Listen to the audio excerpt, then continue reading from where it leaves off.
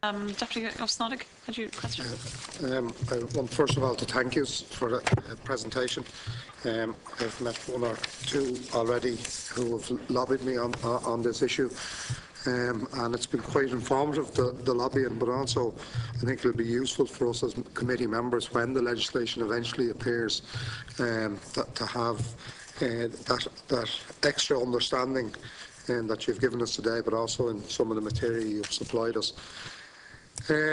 We are awaiting the heads of the bill, so we wait and see. I have asked to see when, and the Minister has said that it is due. So whenever it appears, I think at that stage we will be able to maybe kind of individually or maybe as a committee kind of take a presentation off you as to the specific in terms of the wording and that. And you have highlighted the areas of concern as already indicated from the report, and I think that's useful for us.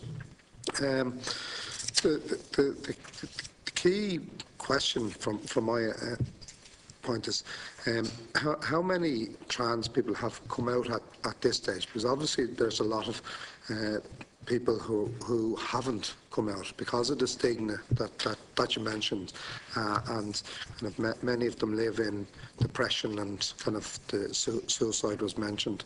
And I think Darren, you mentioned that you're on a helpline or that, and is it a helpline or a support group? Kind of kind of, you know, how do you cope with people who kind of, because of our situation in Ireland, don't give that legal recognition? How do you encourage them?